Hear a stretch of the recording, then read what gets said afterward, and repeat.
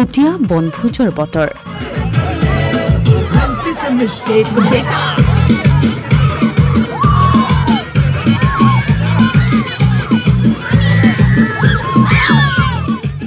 শীত নামি অহাৰ লগে লগে অসমৰ বিভিন্ন বনভোজস্থলীত ভিৰ কৰেহি বনভোজকাৰীয়ে।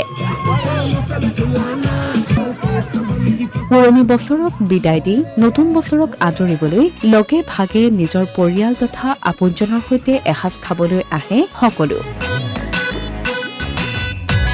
ডিচেম্বৰ মাহ সোমোৱাৰ লগে লগে বনভোজস্থলীসমূহত ভিৰ কৰিছেহি বিভিন্নজনে। প্ৰকৃতিৰ ৰম্যভূমি ভৈৰৱকুণ্ডৰ প্ৰাকৃতিক সৌন্দৰ্যই প্ৰতিজন প্ৰকৃতিপ্ৰেমীকেই হাত তালি মাতে।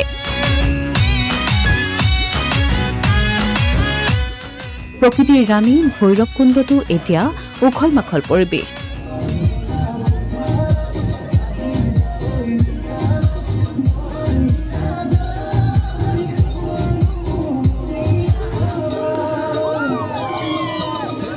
এফালে চুবুৰীয়া ৰাজ্য অৰুণাচল, আনফালে চুবুৰীয়া ৰাষ্ট্ৰ ভূটানৰ পাহাৰৰ যি নৈসৰ্গিক দৃশ্যই সকলোকে আপ্লুত কৰি তোলে। ওদালগুৰিৰ ত্ৰিবেণী সংগম ভৈৰৱকুণ্ডতো অসমৰ বিভিন্ন প্ৰান্তৰ পৰা আপোনজনৰ সৈতে বনভোজ খাবলৈ বনভোজপ্ৰেমীসকলে ভিৰ কৰিছেহি। ভৈৰৱকুণ্ড বনভোজস্থলীখন ভৈৰৱকুণ্ড ইক' টুৰিজিম ছ'চাইটিয়ে সুন্দৰভাৱে পৰিচালনা কৰি আছে। অনাময় ব্যৱস্থাকে ধৰি সকলো কৰিছে এই প্ৰায় 150জনীয়া এটা বৃহৎ স্বেচ্ছাসেৱকৰ দলে। মুঠতে প্ৰকৃতিৰ ৰাণী ভৈৰৱকুণ্ডৰ বনভোজস্থলীত এতিয়া এক উৎসৱমুখৰ পৰিৱেশে বিৰাজ কৰিছে। পৰিৱেশটো বিৰাট ভাল, পাহাৰখন নতুনকৈ দেখিছোঁ, নিজৰা ভালে লাগিছে ওচৰত এনেকৈ পিকনিক খাই কেনে। নাই যোৱা নাই, আমি অকণমান দেৰিকৈ পালোঁ আহি কেনে, কাৰণ টাইমটো নিমিলিলে। আহিব লাগিব, ইয়াতে মানে বিৰাট ভাল পৰিৱেশ হয়, আহিলে দেখাই পাব নিজে, বিৰাট ভাল পৰিৱেশ, ভাল লাগিছে আমাৰ। গোলাঘাটৰ কাৰ্বি আংলং সীমান্তৰ ৰাইফলংছু জলপ্ৰপাতৰ মনোৰম পৰিৱেশতো এতিয়া অগণন লোকে ভিৰ কৰা পৰিলক্ষিত হৈছে। বছৰৰ অন্তিম মাহৰ দ্বিতীয় দেওবাৰত ৰাজ্যৰ ভিন্ন প্ৰান্তৰ লোকে জলপ্ৰপাতৰ কাষত পিকনিকৰ সোৱাদ ললে। সমান্তৰালকৈ যোৰহাটৰ সুবৰ্ণপ্ৰভা উচ্চতৰ মাধ্যমিক বালিকা বিদ্যালয়ৰ ছাত্ৰীসকলেও পিকনিকৰ আনন্দ ললে জলপ্ৰপাতৰ কাষত।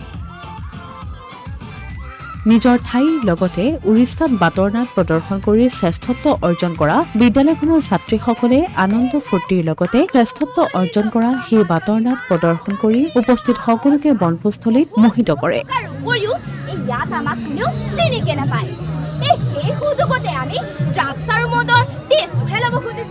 বনভোজৰ এই আনন্দ আৰু ফূৰ্তিৰ মাজতেই এগৰাকী বেংক উন্নয়ন বিষয়াৰ অৱসৰৰ গেট টুগেডাৰ অনুষ্ঠানটি বন্ধ কোঠা অথবা অভিজাত হোটেলত নকৰি মুকলি আকাশৰ তলত মনোৰম পৰিৱেশৰ মাজত উদযাপন কৰিলে জলপ্ৰপাতটোৰ কাষতে।